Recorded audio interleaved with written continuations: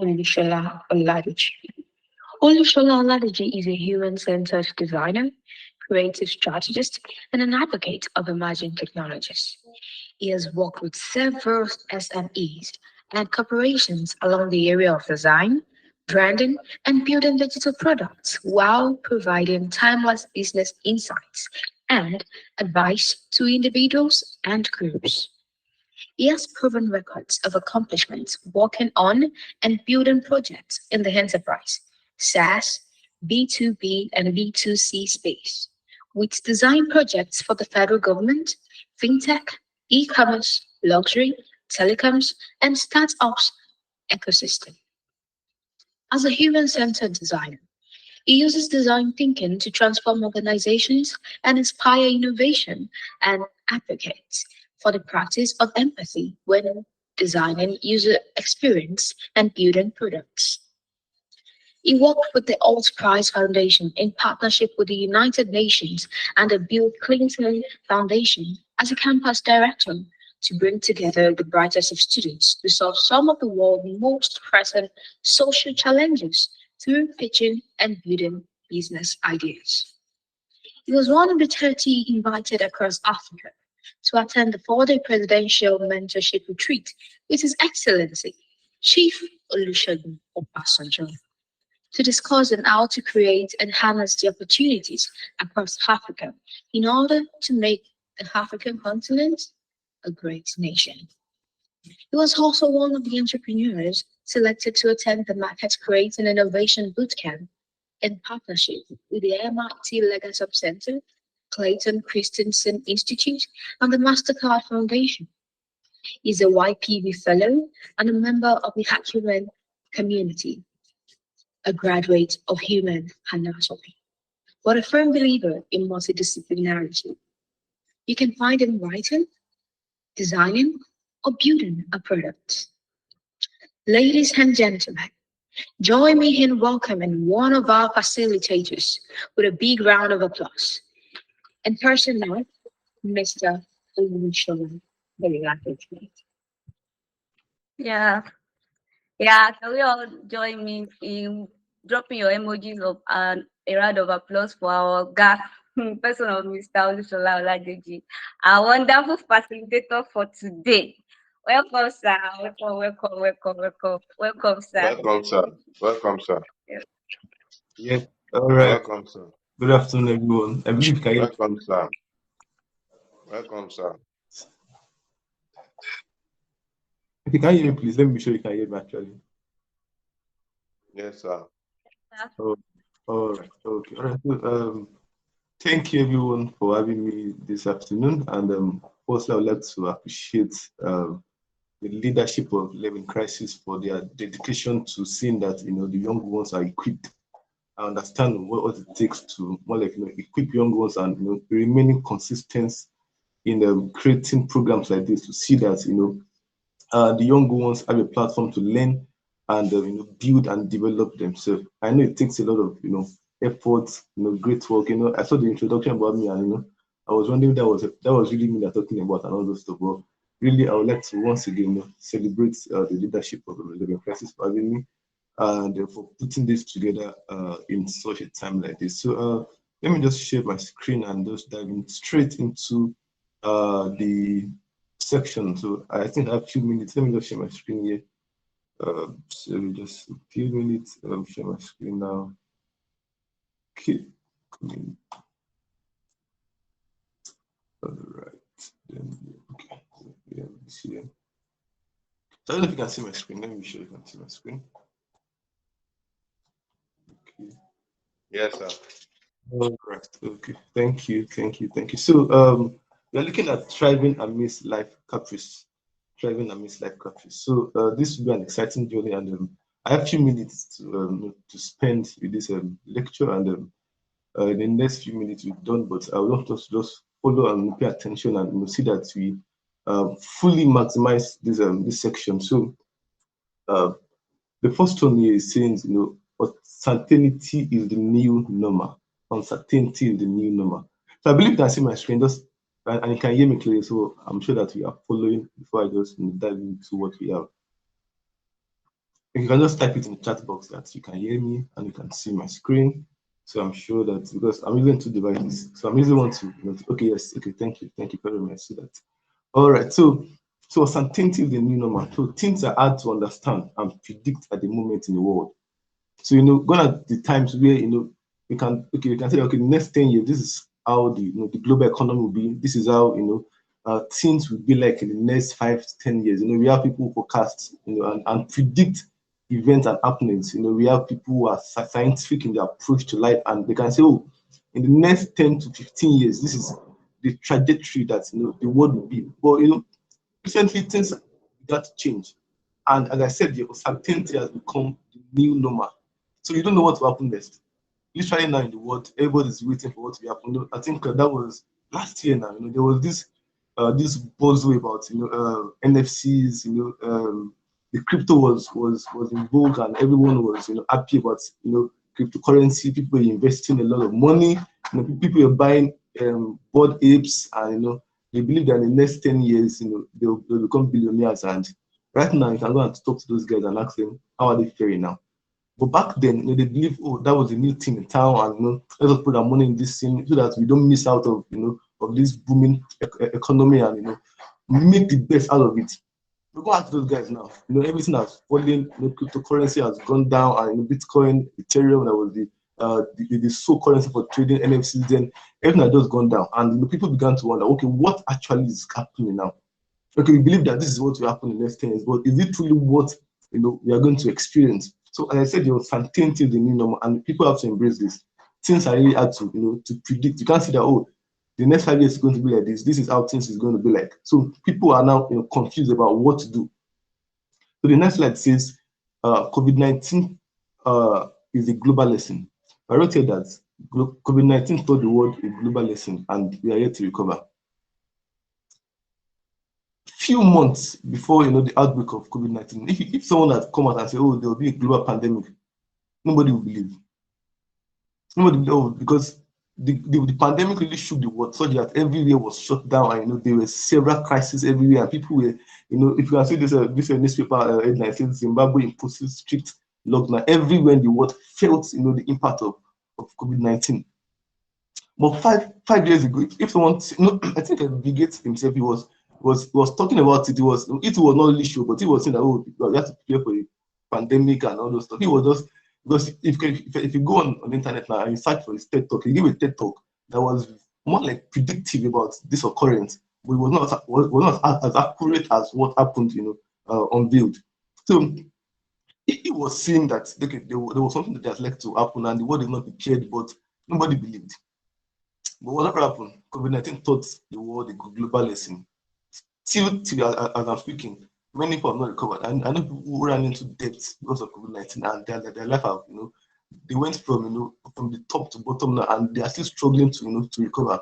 Many businesses shut down. Many people who had, the way company operates, they begin to forecast, okay, for this first quarter, the third quarter, the last quarter, and all those figures, everything plummeted, everything went down, and till now they could not recover.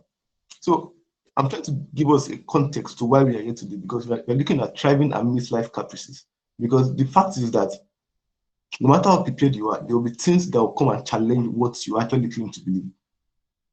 So no matter how you want to prepare for the future, and it's good to plan. I'm someone who advocates for planning for the future, having your plans in place, having things already set, so that you can forecast and see they say that you plan from the end from the beginning, and all those phrases. So those things are very powerful. But may I tell you that there are things, there are factors beyond your control that will cause a lot of chaos and challenge that will challenge what you believe and all that. So as I was saying here, COVID-19 taught the world the global lesson, and until now we are yet to recover from the effect of COVID-19.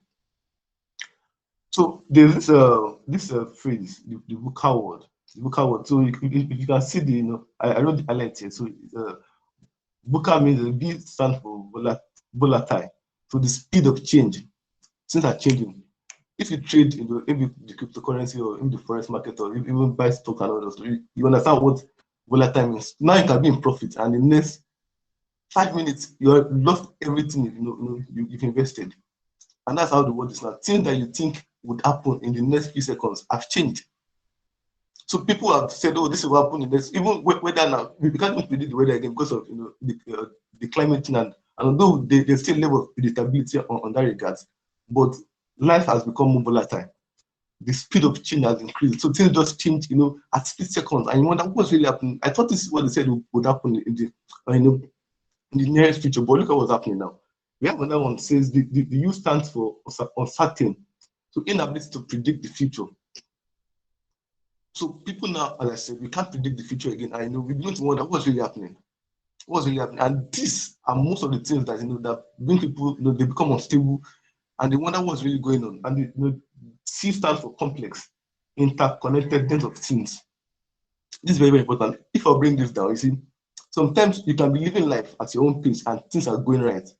But don't forget, you are connected to somebody that knows somebody that knows somebody. And if something happens to somebody that knows somebody that knows somebody, sometimes it can affect you. Imagine, you receive a phone call and you hear, oh, something's wrong with somebody, and though you are safe, but because you are connected to somebody that something happened to, at the point you need to wonder what's really going on. What's really going on? And as I did this, the term was coined, the VUCA word. We're living in the VUCA word. And the third one says, the fourth one says ambiguous, lack of clarity. That has plagued many young folks now these days. Lack of clarity about the future. Today now people are learning software development. Tomorrow, they say, oh, don't learn that one again. Go and learn data analysis, and lack of clarity.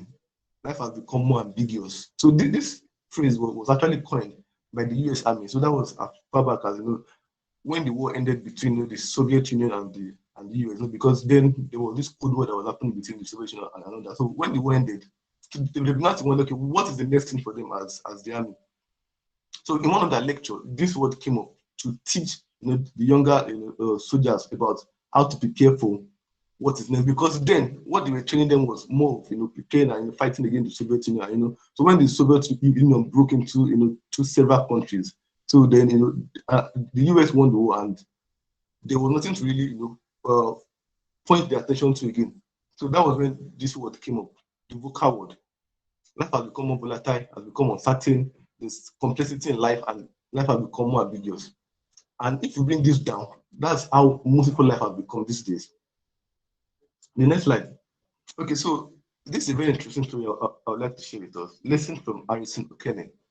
And this is a very interesting story. Let me just, because of our time, I don't have much time. Let me just see how I can just maximize the time. So there's this young man, and without even pointing out, you can see that he's the one already. This guy is very important to our story this afternoon. So it's called Harrison Okene. So Harrison Okene is one of the folks that that work up on the sea. So they are part of this crew that that goes deep into that goes work on water, and they rig oil and extract oil and process and all those work. So he was more like part of those guys on this faithfully. So they left the shores of, I think, is it Lagos now? I've forgotten the shores that they were on, and they were just going on about their normal duty, and they're about to start work for that particular morning. So I think they've even been on shore for some time. So for that particular morning, something happened. So there was this storm that broke out, and when the storm broke out, it was so much that it affected their ship, and what happens? The ship capsized, and it went deep down into the ocean. Don't forget, they were not prepared for that. So nobody told them that morning that, oh, your ship will capsize, you could be prepared, come with your safety jacket and all those stuff. Nobody told them that. But what happened? That particular day, the storm came, and their ship capsized, and it went deep into the sea. And maybe by matter of fate or chance, when that happened, or when that occurrence was about to happen, this guy, Harrison Okene, he had left, where his crew were, because it was in the morning. He left his own room, and as usual, he went to the toilet that particular morning to just use the toilet when the whole scene happened.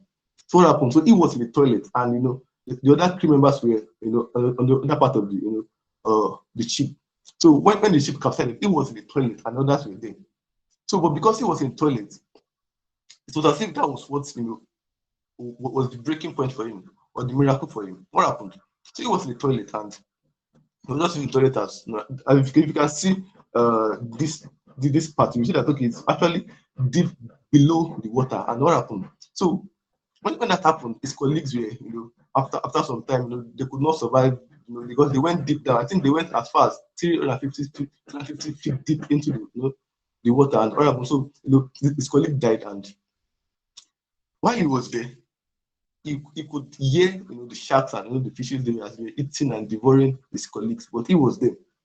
Now, if you can see that what if you can see this small picture that I put below the slide that you can see on my screen, that was the little air pocket he had, and he was there. So when that happened, what happened? So they notified the rescue ship, and they came down.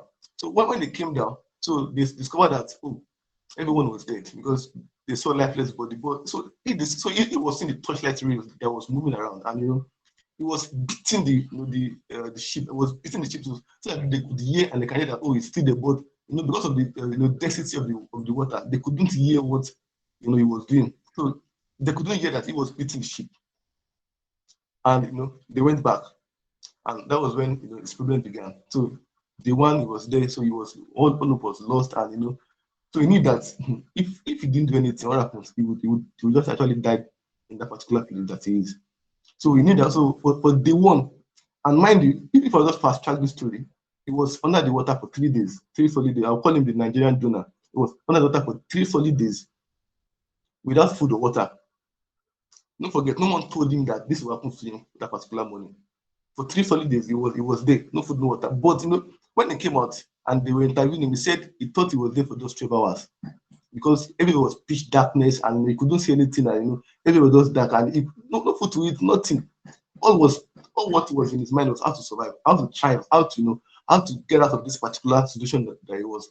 So he knew that if he remained in the toilet, that would be the end of him. So what happened? So he swam to the entrance of the toilet, and tried to because of the pressure of the water, he had to push the door, and he had to just one way or the other, he opened the door, and so he left. So luckily for him, the rescue mission came back again, but this time they came to pick the lifeless body of his colleague, because there were 12 that went on this expedition. So they came to pick the lifeless body of his colleagues, and because he had made an attempt to open the toilet, and was already within the ship. So when they came to rescue his colleagues, what happened? So he was already weak. By then, it was the 3rd day. He was already weak, and he was fatigued, he was tired. But all his mind was, how do I survive this place? Because everything that was in his mind was how to live, how to survive, because no one told him. He was not prepared. You can see he was even without a cloth, even in this picture that you can see here. And so when those guys came, so one of the rescue guys, he just felt someone touched him. He was like, what was this? Because they believed everyone was dead already. And before they knew what was happening, they could see that, this guy's alive. This, if you can go online, there's a video of how they rescued him. It's on the internet. Massively, this guy became a global phenomenon. How he survived 3 days, 350 feet deep into the water. It was still a mystery till days.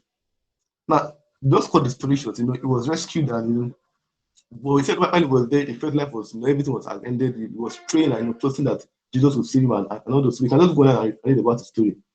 Why am I saying this? Is because the fact that no one told him that would happen that day. No one told him that, this particular day there will be crisis. No one told him that, be prepared, go into life jackets. No, even though I know that they came with life jackets, but he didn't go with it to the toilet. His colleague died. He had the shark eating their bodies, and he was scared, terrified, and looking forward to his death. But he said through his mind he was trusting that he was going to leave this place. And that's one of the points I want to bring out of this. When you're in crisis, how do you see it? And most people say crisis at the end of life, I know, let me just give up to it, and anything that happens, it happens. But there should be that that drive. That's what separates people. Because he would have said, that's the end of it. Let me just wait till maybe one shark comes around and hits me with another. Even at the point they said his tongue began to peel because of the nature of the water. His skin began to peel. He was there 3 days, and he said he thought it was 12 hours, but he was there for 3 solid days until he was able to live. Let's just move on. Now the question now is, how do you build resilience? Because one of the key things that you need to understand is building resilience. For me, the short story I told about Harrison, one of the things that has stood out for me while studying about him is resilience. He could have given up and said, "Oh, nothing to do." And sometimes to fate and chance, and they say the time and chance happened to them where the rescue ship came back after the third day to take out the lifeless body of his colleague. But if he had given up to, he might have been part of those lifeless bodies that they will take out. And they know that he had survived for 2 days. But what happened? He stood. He remained persistent. He said, "No, no matter what happens, I'm going to survive this. I'm going to leave this place. I'm going to escape. I'm going to make sure that I come out and tell my story." At the point, just when I'm not talking about the story fully because of our time. At the point, it became a global phenomenon. He was interviewed across different places because people wanted, because normally to survive under the sea, I think it's about 140 feet. After 140 feet, any feet below that is to left to yourself. But this guy was under the sea for 350 feet deep, and he survived. So the question is, how did he build resilience? Well, let's continue. Now, I don't know who knows this guy. I intentionally not put his name here so that I can just know who knows this young man. Maybe the organizer can give a gift to the person who is able to predict who this guy is. So I've given an hint here. It says, the slave who advocated the freedom of other slave. You can just type it in the chat box so that we don't interrupt the audio. Who knows his name? Anybody? Who knows the name of this young man? I don't want to believe no one knows his name actually, because I don't write his name for a reason. So maybe someone can just accurately guess who this person is. Anyone? You can type in the chat box. I'm not. You can't even search his image because of you are seeing my screen. So okay, nobody knows it. So that means the organizer will take the gifts for the person. Okay, look about time. Now this young man is called Frederick Douglass. I'm so much like, oh, no, it's not Williams, not Williams. It's called Frederick Douglass actually. Now Frederick Douglass, as I wrote here, was the slave who advocated the freedom of other slave. Now what happened? He was born into slave because his parents were slaves, and he was born as a slave. So that was his mentality as a slave. But he began to, so there was something that began to rise in him that this shouldn't be. This shouldn't be. This shouldn't be. Why are we slaves? He began to question life, he began to question things. Okay, why are we slaves? This shouldn't be. And so he knew one thing, that okay, for him to get his freedom, one of the things that he need to understand and to learn is how to read and write. Because as back then, they purposely deprived Africans from reading and writing, because they know that once they begin to get enlightened, then they begin to advocate for their freedom. But he knew that, and then he began to look for ways to read and write.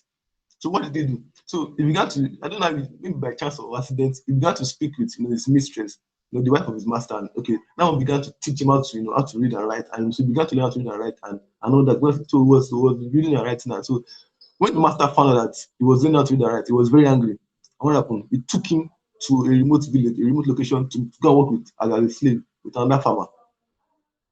According to the story and research, they say at the point again, he began to look for children across that particular environment, and he will give out meal to those kids just to learn how to read and write. But one day he was tired, and he knew that he couldn't remain like this. Though he was born a slave, but as he began to read and write, he knew that he couldn't remain this slave. Because many people died as slaves. But something was different about this man. He rose to the point that it was one of the African personnel that left being a slave, and he was limited as the vice president for the US.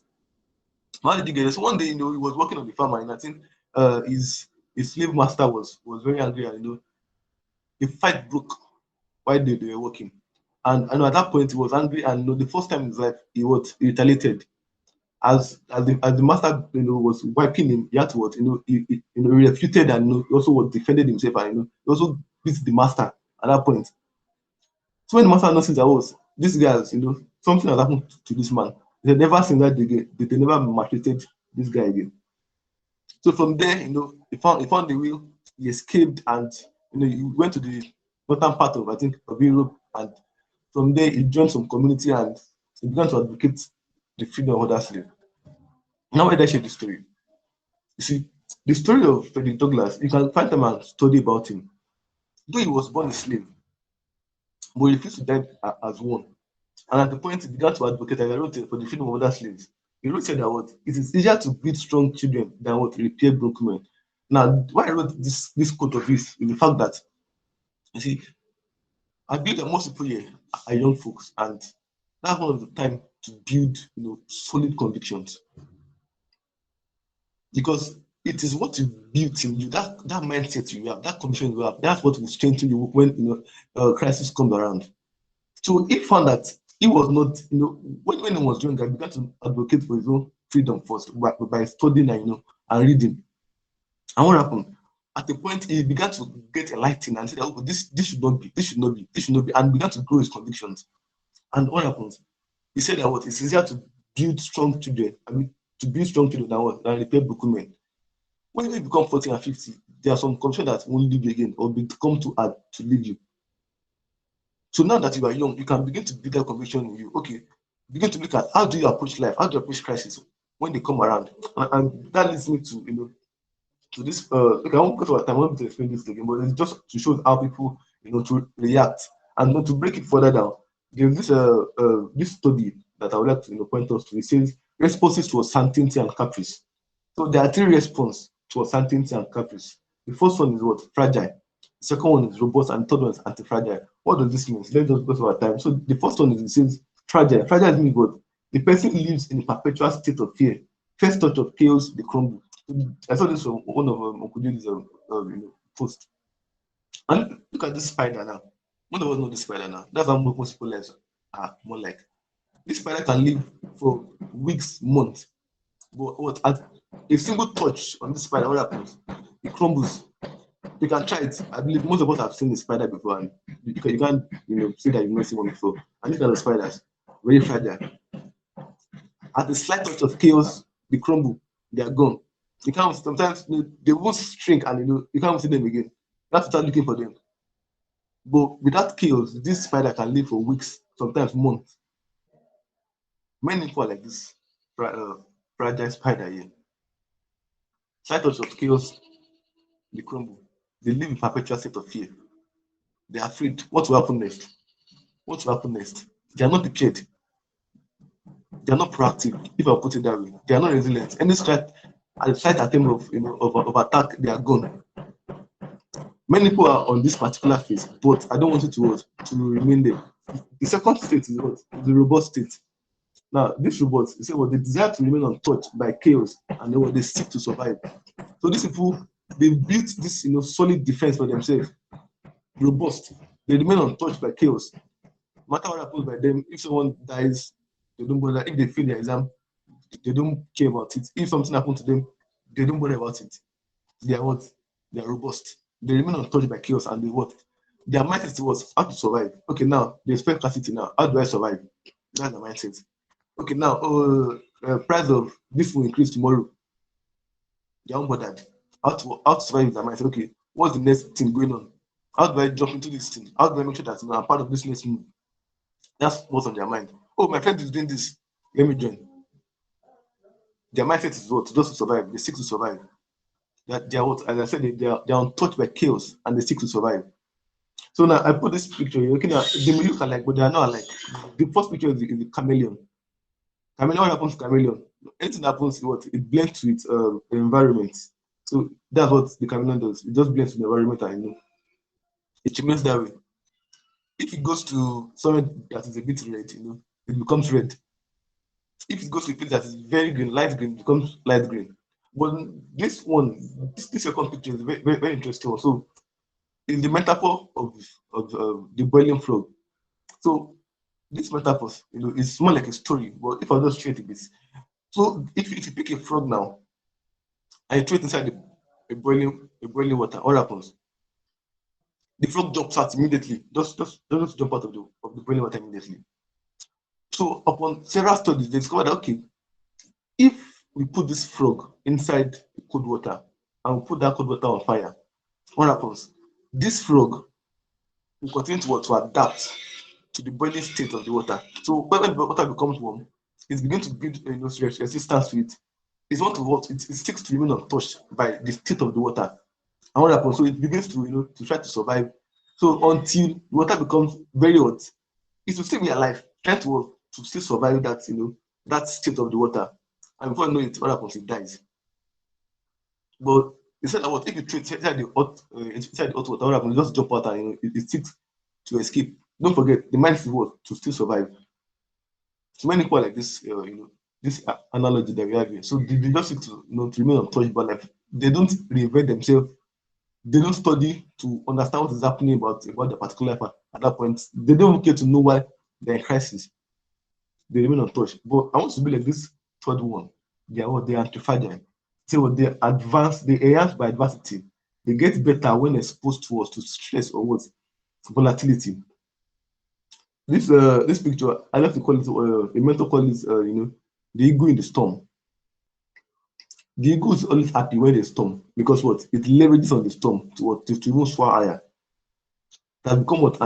Other birds, they have to what? Run around to find safety when there's storm. What happens? The ego had what? Build that strength, that stability, that energy to withstand any level of storm. That become what? Anti-fragile.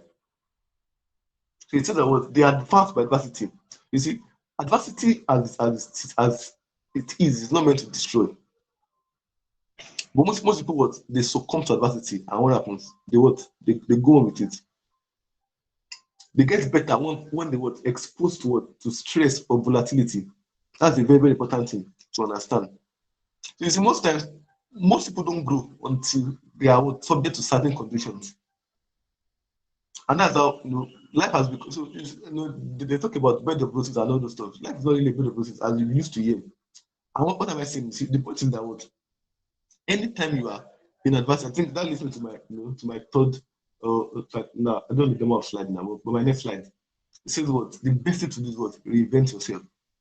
Don't forget the why the idea is to understand how to thrive amidst adversity, amidst caprice, amidst chaos. So I've just drawn this simple illustration to just explain everything I've said since morning. So we start from this one. The first one is what? To seek to understand. So I'll just take maybe a few minutes to explain this and I'll just wrap up. The first thing is what? To seek to understand. Why is this happening?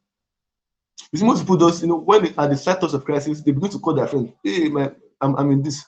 That's good to call your friends. Very, very good. But that's not the first point of action. Seek to understand. Okay, why is this happening? And I find there are cases of emergency. I have to call people and to ask for help around. But when something happens to you, the first thing is what? To seek to understand. The second one says what? Examine what works and what isn't working. Because that's the best time to what? To have self-reflection. Okay, why is this happening to me? Okay, what is working? Okay, I'm trying this out now. Okay, this is producing results. Okay, so if I do this more better, I hope to what? I hope to leave this point easier and early enough. And you see, that's why most people fail in their exams. They keep using the same reading method. You know that you want to go to night class, you will sleep. But because your friends go to night class, you will not follow them and they are reading. They've studied themselves and they know how to pass exam. They go for night class, but you that that night class is not for you. Mosquito will disturb you. You can't even read where there's noise, and you still go for night class. Understand what works and what does not work. Don't do what others are doing. You see, you don't come. You see, nobody. I think twins or maybe triplets and maybe quadruplets and maybe at least I think the maximum I've had. I don't know. I think they were 7 or so. But even every one of them, they are not the same. Everyone is built uniquely. So in terms of crisis and adversity, after you got sick to understand why that's happening, they will examine what works and what doesn't work. Most people will keep doing the same thing over and over and again and expect different. It doesn't happen that way. Some people call it madness. Doing the same thing over and over again and expecting new results. It doesn't happen that way. Take our time. Examine what works and what does not work. The next one says what? Stress test your convictions. To me, I believe that you don't build convictions really during adversity. Build your conviction before adversity, and then what? Once it's come, then what? You now stress test it. Okay, what you believe before, is it really working? Okay, I believe that once happened to me, I'll do it this way, I'll do it that way, I'll do it that way. You see, most people don't have convictions. That's why when adversity comes, they are left in total chaos. They are confused. They just run around for help, and that is good. Seek for help, very, very important. I don't deny that part. Seek for help, and make sure that you find people that can really help you. But if you don't build your convictions, once that issue happen again, you are still confused and don't know what to do. stresses your conviction. What works? What was not working? Okay, you begin to that the next one says what? Then build your convictions, build your convictions, build your convictions, build your convictions. After you've understood what is happening and you've seen what works and what is not working, those things that begin to form your. That's why some people, no matter what happens, they are unmoved, they are untouched. If I just dive in a bit, I just wonder because if you're a leader over maybe 100,000 people, or 1 million people, or let me say even 50,000 people, even campus leaders fellowship on campus, and all those, even SUD leaders, true leaders, I'm talking about true leaders now. Anyway, once you're a leader, you have to wonder how they used to be taught that as a leader you are exposed to many people's problems, but you still have to come out. Imagine um more like now, to give more context, a true leader, more like let me say the president of the country, and we're a true leader. You can't watch something happen in your country and you're not touched. But now Africa now, we have poor leadership, and we have people who are not even moved by what's happening to their people, and and their welfare. They're not even concerned about it. But a true leader, you wonder, you are exposed. Sometimes they call you, this person is sick, or someone just died, and all those people. These people, they are still, they come out and still address their followers. I wonder how did these guys do it? Well, they built convictions over the years. So no matter what happens, so some people during COVID-19, you think that they were exempted. Some people lost millions, billions of naira, but now they are thriving again. What happens? They build convictions. You see people, stories of people that when they were more like secondary school, they failed the WAEC, and they had to more like they wrote it 7 times. Well, now these guys are finishing with first class. What happened during those periods? They had to be, okay, what is working, what is not working. Okay, I've understood that. Okay, this is the problem I'm having. So once it happens again, I know how to survive. That's very, very important. And then what the last one says, what a new you emerges. That's the point. A new you, and you see this thing most times. You see, it does not happen most times. Especially when you're growing, it does not happen in the public. Most of us, anything, if maybe someone just accused you of something, maybe they say, oh, you stole money, you're already crying, no convictions. You steal the money, no, then why are you crying? Most people, at the sight of, maybe someone just say, they accuse you wrongly of something that you did not do, and you've broken down and your life has torn to pieces. You can't be a leader that way. You can't thrive that way. Though you may start that way because everyone has to learn and grow through these things, but you can't remain that way. If I go through this, this cycle again, the first one, seek to understand what is happening, what caused this. Am I the primary factor that caused this to happen in my life? This crisis, am I the sole more like the sole factor that caused this? The next one says, examine what works and what isn't. What is working? Because anyone who is in crisis, your goal is to what? Is to seek to live. Because no one wants to remain in crisis. No, I don't think anyone wants to remain in crisis for long. But most people, like I said, most people die in crisis because they don't understand how to find their way around it. Next one says, test your conviction. What do you believe? Some people believe in their God. Is it going to save you when you're in crisis? Some people believe in what their father gave them.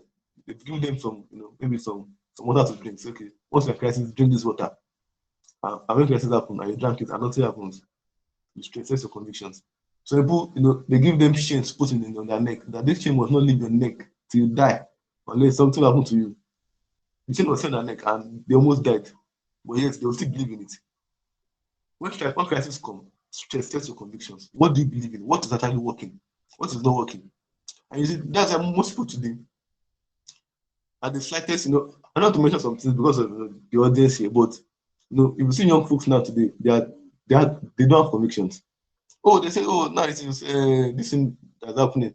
Okay, we have I don't want to speak some words. Maybe I don't know who I'm going to call, but I want us to what, as young folks, build convictions. What are things that are working? What are not working? Examine yourself. There's no time to waste again.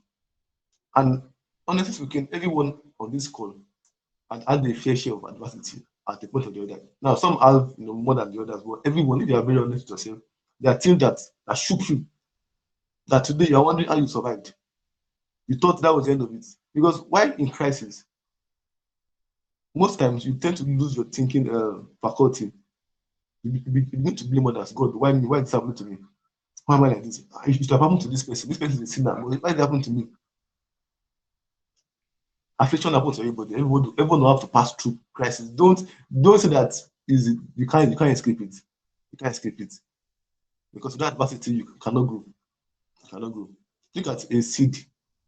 Now, people who are farmers here, even if you're not farmers, you know how things work.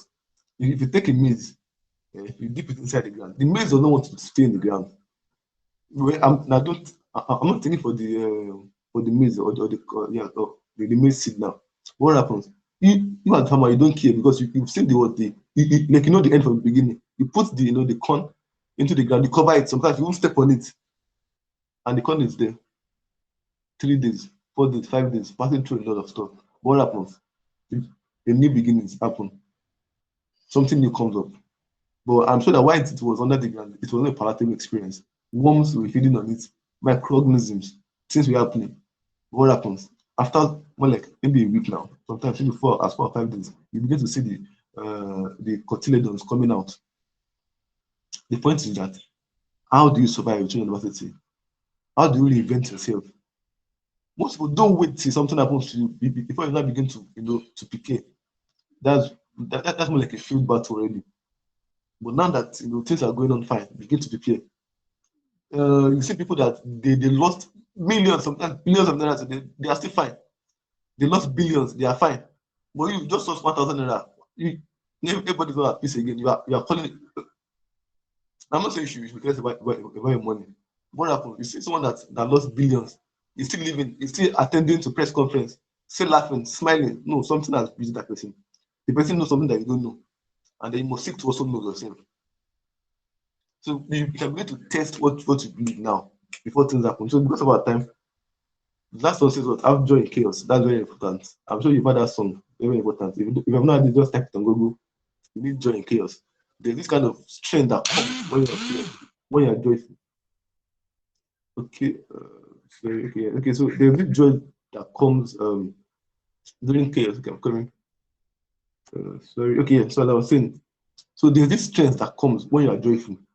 Because the goal of the enemy, if I put it that way, is to see that what you are sad. When COVID-19 first broke out in China, then what happened? So at a point, there were times where they began to voluntarily play, they began to dance around just to ease themselves of the tension. But before it now broke out to the world and everyone began to have that crisis. But if you go and study the internet and you go and research, when it first broke out in China, they have to create systems to create joy for themselves. Because some people, during COVID-19, some people did not even die of COVID-19. They died because of the fear of COVID-19. They died because of it. Joy is very, very important. Nothing should steal your joy. No, you can ask questions. You can be bothered. Why this happened to me? You can be sad. No problem. At least for the moment. But joy is very important because they want you to remain in perpetual state of sadness. And once you are there, what happens? Depression sets in. You begin to wonder, can I survive this thing? And one of the ways that I can also represent is to begin to read stories of people who had gone ahead of you. Because everyone becomes successful. They had that story. They had something to tell. There are times where they almost failed. There are times where they almost gave up. What happens? Something kept them going. One of it, if I'll tell you, is what having joy in chaos. Thank you.